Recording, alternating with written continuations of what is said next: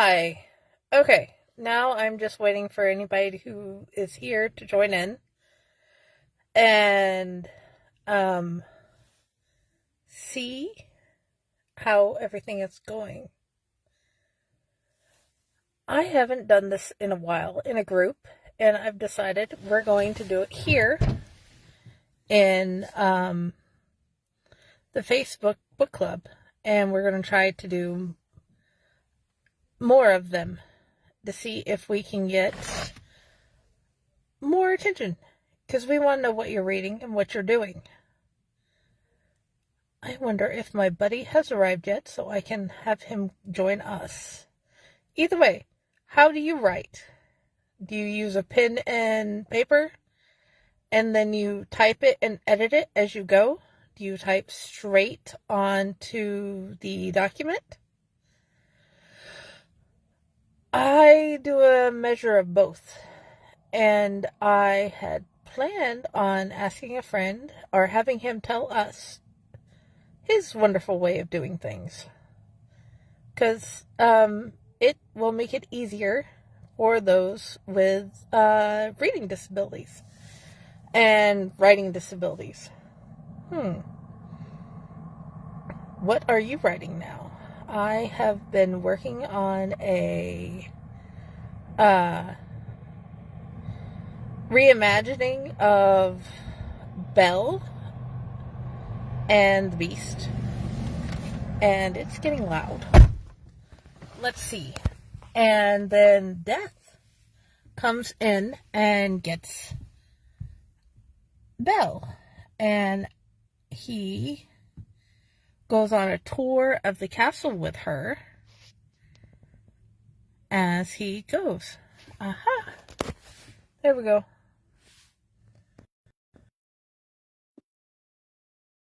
Being added. Let's see. There we go. Well, I tried doing it on my, computer, and it won't work. So, no computer for me today. So you're on your phone? Yeah, Okay. I wonder why your video isn't showing up. I don't know. I don't know either. Can you see me? Nope, I can't see you at all. Oh, Oh, no, you're there. I can hear you. But either it, way, it's it's probably for the best. I mean, who really wants to see this face? I always want to see your face. I love your face. But anyway, since we're here, let's have some author talk like planned. Okay, let's do the intro now that we're fully here. Hello, hello, hello, my lovelies. I am going to start a new series of author talk but with shorter spurts. Half an hour at a time, or 15 minutes, or however long we feel, 10, 15 minutes to half an hour. And we're going to talk to people and learn more about their writing process. My buddy Pyle, author, he has written some wonderful stories. I love his imagination. Sometimes it's absolutely scary in what his characters do, but he's creative. Did you know that? I, I mean, I try. I, So, yeah, tell us about your writing process because I know it's a bit different from mine. It's a bit different from everybody else's. my writing process. I don't know if it's really a writing process as much as I am known for throwing stuff at a wall before I write anything down, and then Mhm. as soon as I get something that sounds like it's okay, um, then I start composing it. But my composing is a lot different than others, where they'll sit in front of a computer, they'll sit in front of their phone, they'll do whatever, and they'll type, type, type, type. Um, Mine is 90% talk to text, which means that there is a lot of editing afterwards. And that is one of the biggest things that's needs to be understood. I am a person that suffers from ADD, ADHD, dyslexic. Um, I'm one of the students that was kind of put back in the corner for the longest time, and it never, ever really processed in my brain how to comprehend a lot of things when it comes down to English language and word etiquette. So I found my own groove by talk to text. And you have a very different mode of speech than a lot of the people I've heard, but that's not a bad thing. I enjoy talking with you and learning from you. Hmm. And that is one of the things they've actually started. They've said they're willing to sit up with my kid now. They realize how hard it is for her to get things on the page, so they're going to let her do talk to text for things like that. So I'm grateful for that. So, um, in your story writing progress process, is there how do you what usually interests you to get started? Um, boredom. Boredom. I like that. Bored. Boredom is one of the key factors in unlocking imagination. Yes. You get bored, so you want to get out of that boredom. So you start imagining and you start thinking of different places you rather be than where you are. Could it be at a castle? Could it be on a ship? Could you be with one of your favorite people in the whole wide world, making a journey to Australia to go meet Steve Irwin? It might be. Yes. And when you're bored and you have some of the conditions I have, it is the only way that you can keep from um, I don't want to say damaging your brain, but keeping something. I mean, and the thing is, you can focus on something and still be bored with it. So Yes. focusing on something, doing something, and being bored with it, it's a little different.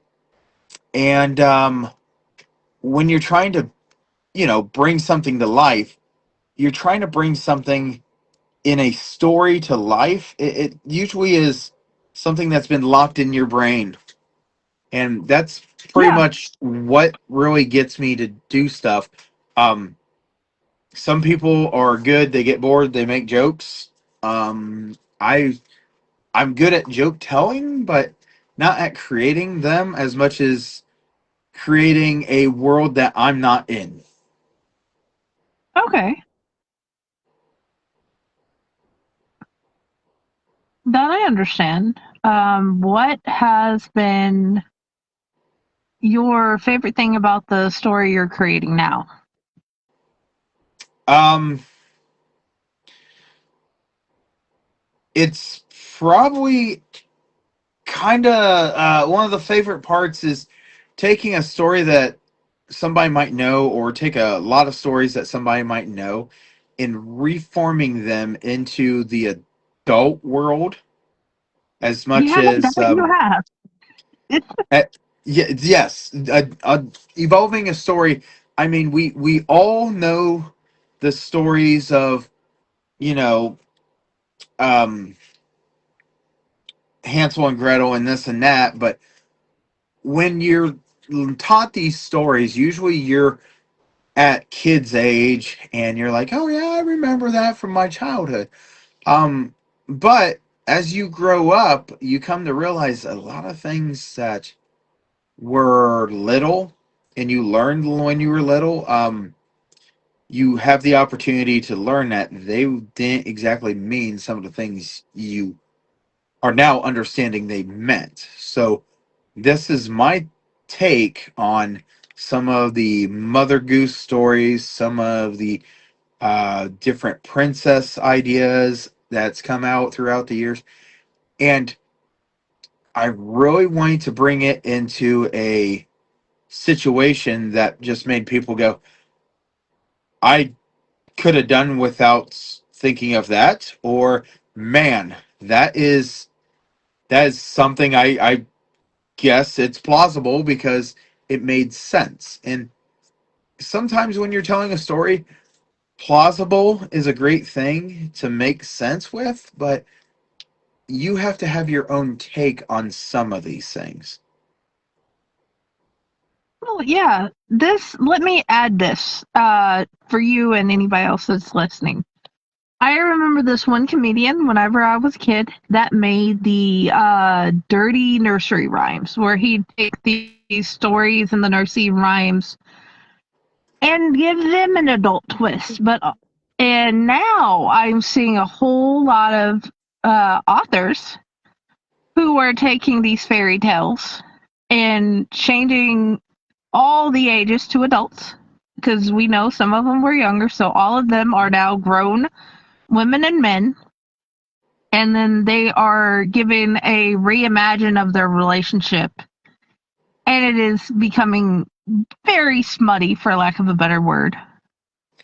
Extremely smutty, but despite the smut, the stories and how everything works has been well told in the ones I've picked and read for myself. So I know you have written the stories I've read so far very well. And I know in this one, it's a fun way to do it, because it never occurred to me to make the old woman in the shoe to this role. Well, we all know the old woman in the shoes had so many children, she didn't know what to do. But that is what we say to our children as much as we look at people and say, do you know the Muffin Man? And there's a dark story with the Muffin Man, as it is Oh, that. true. So why not create something that's dark but it's safe? And I have a daughter. Anybody that Yeah. really knows me knows I have a daughter.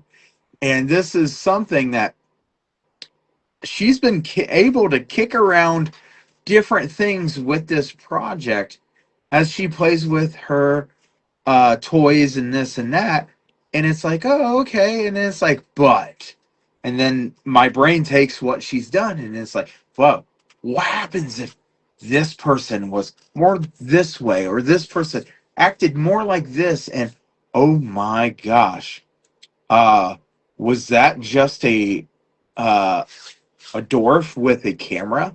So that is what I'm trying to do, is trying to bring in something that people are able to look at, read, and go, something is very different with this. And that's what I want. I don't want something that everybody has done the same thing over and over and over. That's why I wanted to take these and move them in a different position. I mean, I could have took some of them and put them in zombie form, but that was one of the things I wanted it Zombie to form work. doesn't work for this. Right. You know, this is the first time that I've seen this particular theme used in a Mother in the Shoe. Mhm. Hello, viewer. If you have commented, I apologize. The comments are not appearing, but I'm very happy you're here. But anyway, I've not seen this particular theme used for the old mother, the old lady in the shoe. So many children, she didn't know what to do. A madam is a very interesting choice. And if you're wondering, guys, we are writing stories, trying to finish editing our stories for the turn in of the fairy tale anthology for Facor. I Right. want to go through later and get more of them on here that have been accepted. We don't know if we've been fully accepted, but we have written stuff that we're proud of. And we're great And we're actually, I know I'm glad I have written something. And yes, I am obsessed with death if anybody's not figured that one out. But, uh, so what has been the hardest part of getting your writing process going? My personal life crunch on time. That has been my setback after setback after setback. Because usually I could pop these out really quick, really fast, and really fun. But with things happening the way that things have been happening, that is my number one thing that's been my setback is my personal life um, time crunch. Oh, yeah, that is understandable. Life has a great big uh, habit of creeping up on us. That's the word I was trying to find. Uh, do you have any questions for me? No, I mean, I can't wait to see what you come up with and how you change the story that we all believe has been a classic story into your own interpretation of the story that you have chose. It is a sort of a continuance of the last time she is spending on Earth. Hmm? Basically, she has died in her sleep, and her daughter, I've changed it to where she has a daughter. Why? Because I am me. And her soon to be husband and his Hmm? family is coming. So the prince and the king and queen and their escort, their entourage, is coming that day. Okay. Hmm? And she has passed away and decided to take one more walk through the castle before she goes. And Death does like always, he blips in. He can't. He looks around the vicinity of where the body is, because that's usually where. Oops, I dropped the phone. That's usually where he finds the spirit, but Right. she's not there. So he goes to look for her and finds her dancing with um, the princess, the king's coat. Um, since it did not have an actual name anywhere of what the beast's real name was, I gave him one of my real life Prince Charming. So she's dancing with King Josh's coat around the ballroom, and that's where Death finds her. And then she goes through and decides to have one more walk around uh, on, so to say, memory lane before she goes with him to the afterlife. She's biding her time, waiting because she wants to see how the soon to be husband of her daughter is going to help. And his first reaction after finding out that she has died is he bolts and he goes to find her.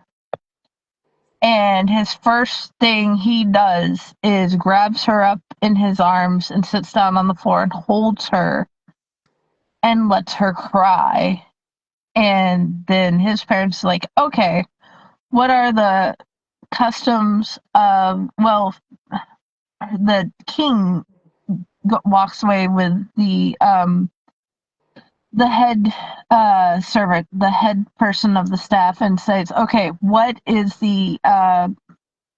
we do to get the funeral ritual going? I have better wording. My brain's not working, but his wife is She is bawling because that's her best friend dead on the bed.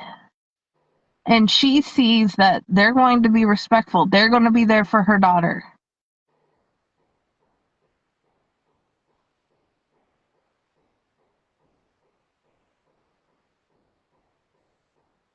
Oh, I think we lost her for a sec.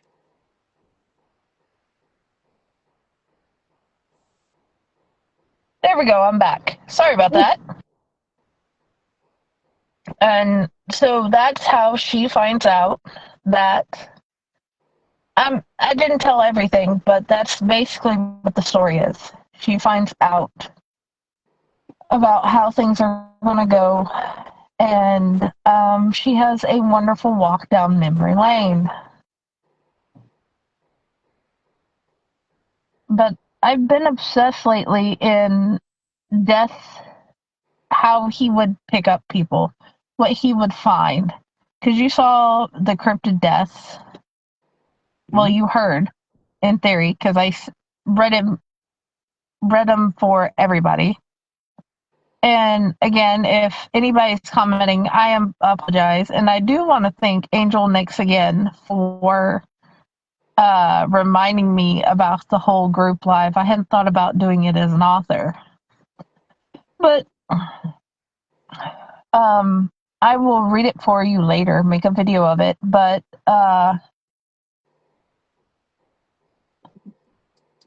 what princesses or other characters are going to be seen in your shoe?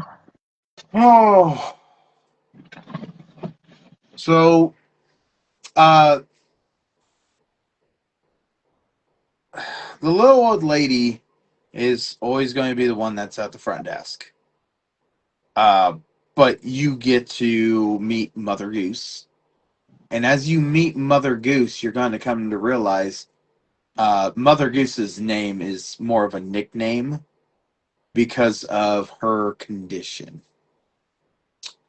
Uh, then we also have um, a really, really beautiful girl that I have never given a name to her, but she is very, very incredible, and you'll be able to read about her and why she's so incredible. Um, we have Snow White that she's going to hang out with the seven dwarfs. There is also uh, Little Miss Muffet that just can't wait for her spider,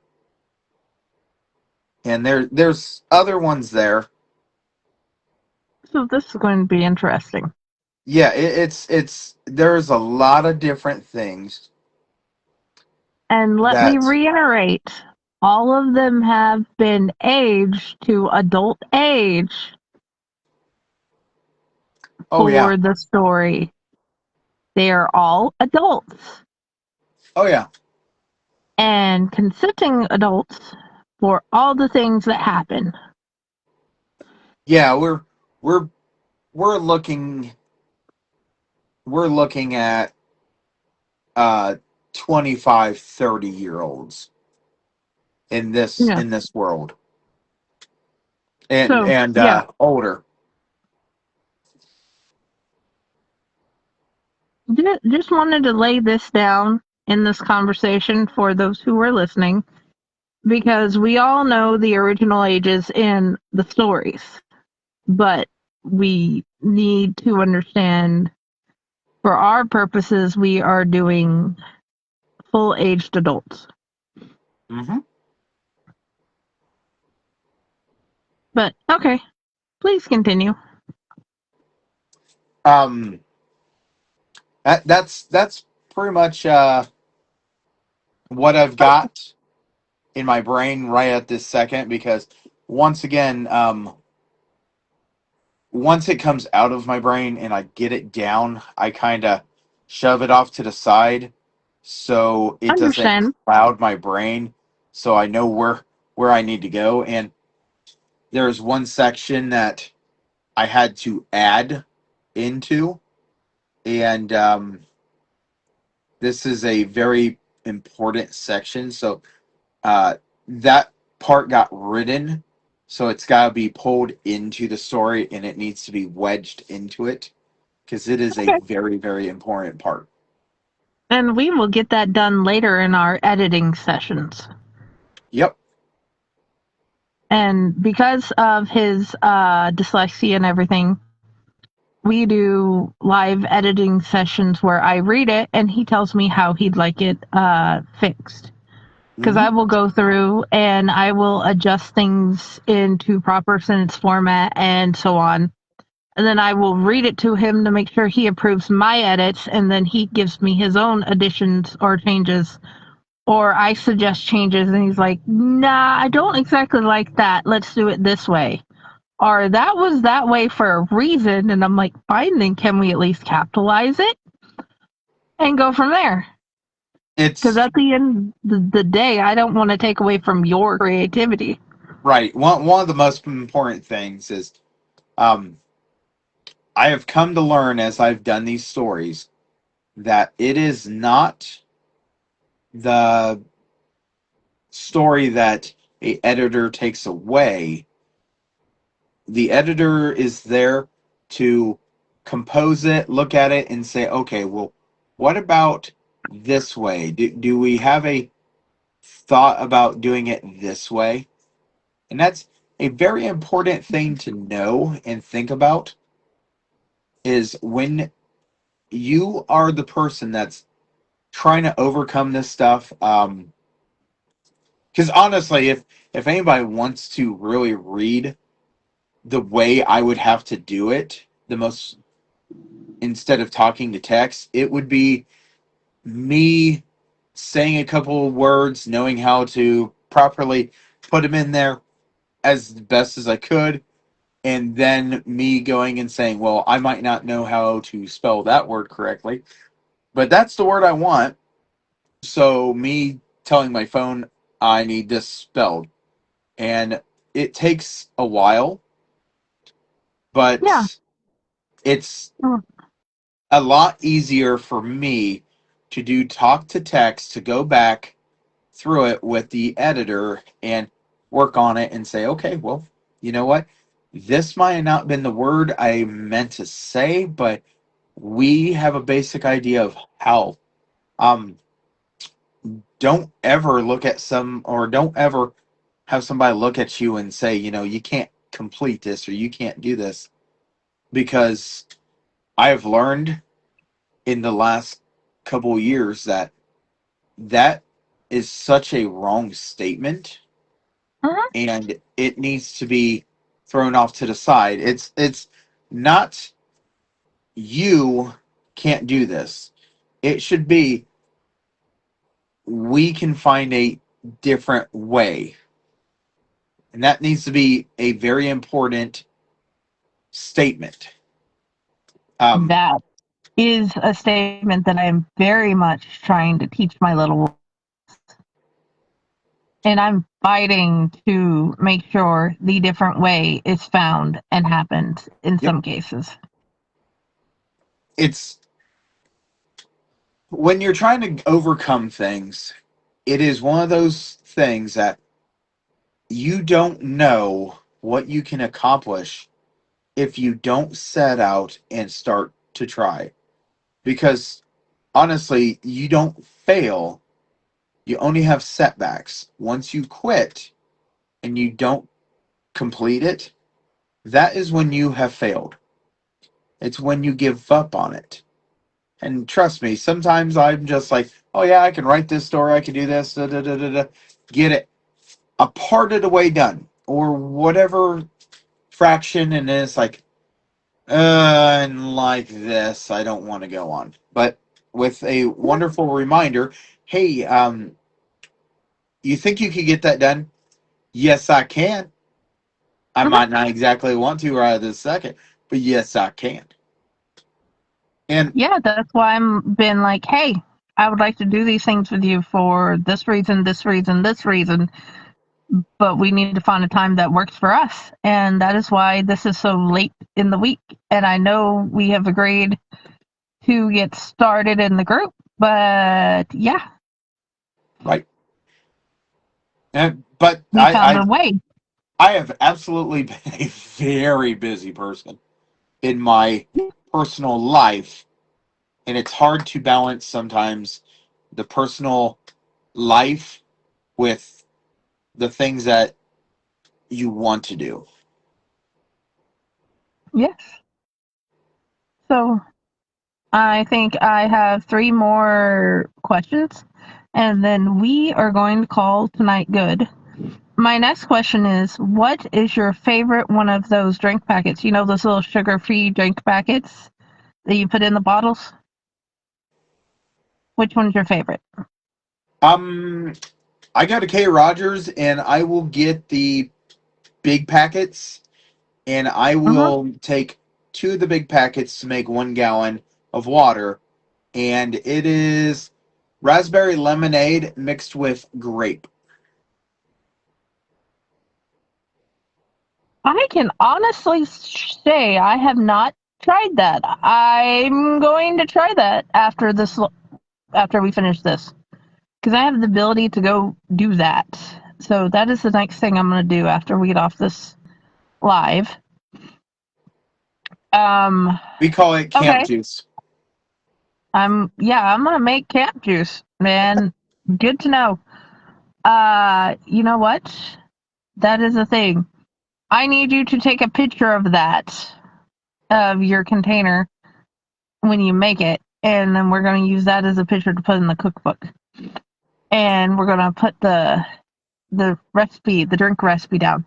Number two. Not big of a not that big, and it's also sugar free.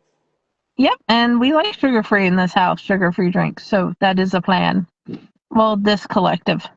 The next question is, what is your favorite writing snack? My favorite writing snack. Yep, to while you're doing your research or thinking or writing, what do you like to eat?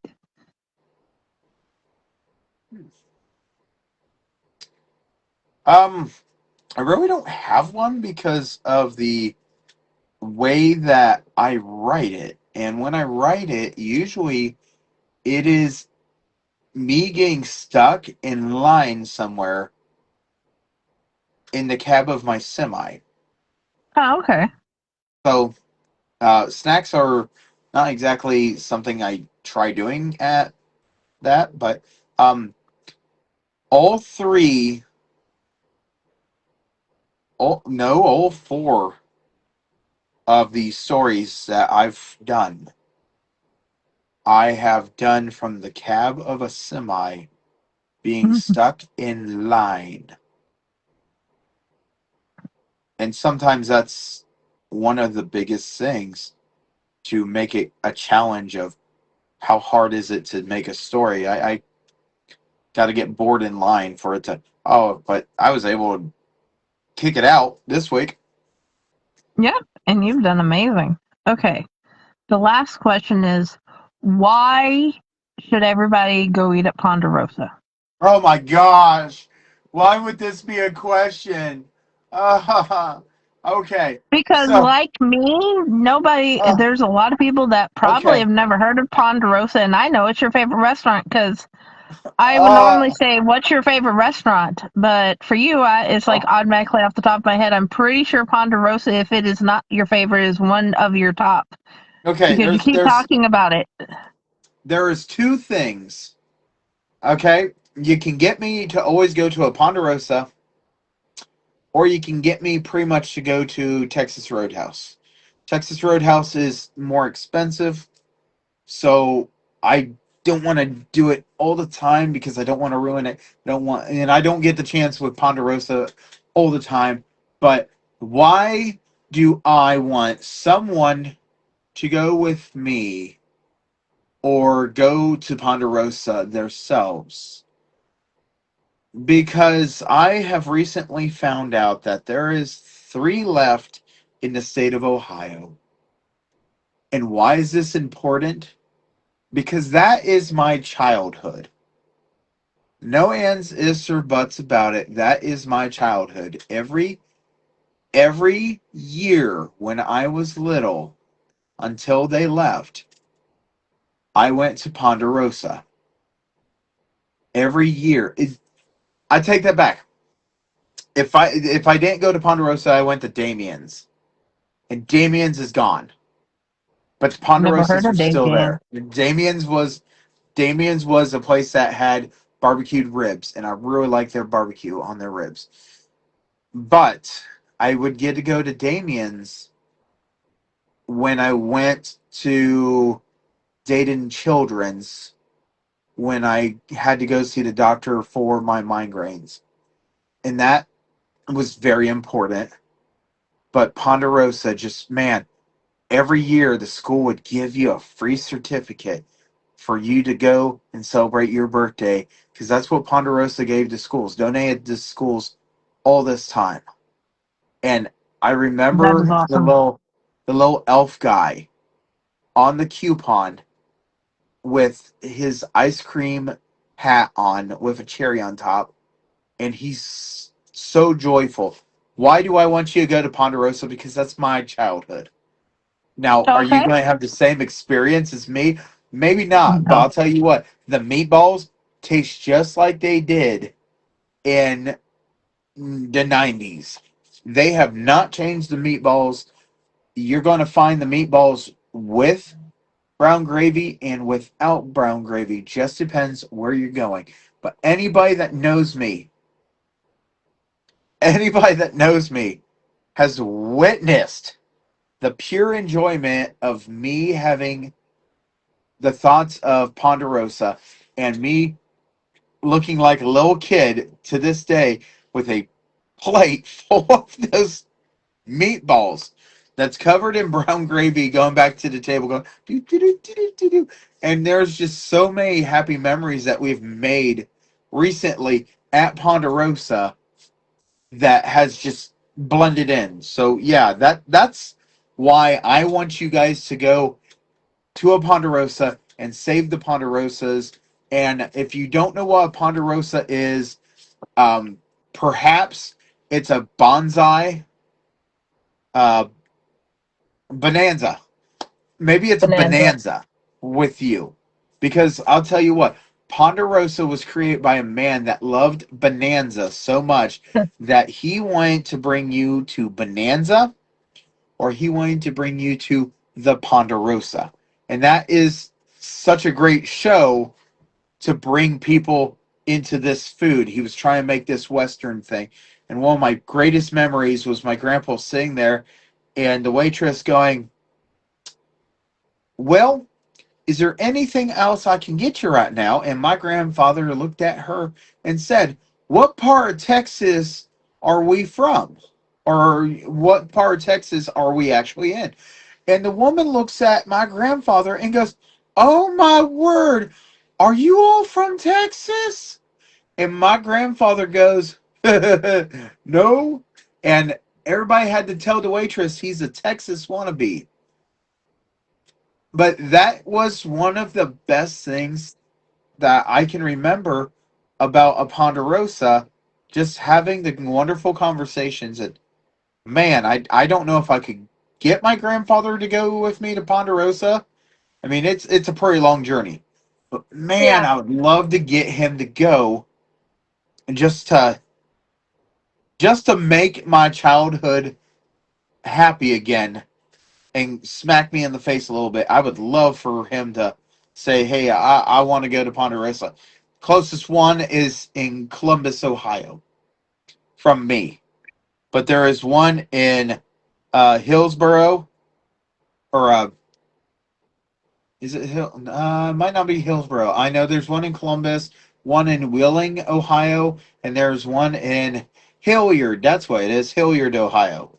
So there are three here in the state of Ohio.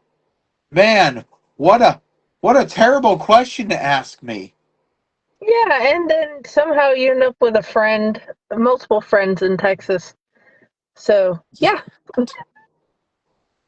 either way. But you Okay. guys haven't been to a Ponderosa. No, I've not been to Ponderosa. I can say I've been to Ohio, but I have not been to a Ponderosa. So, We need to fix that before they I all will go at away. some point.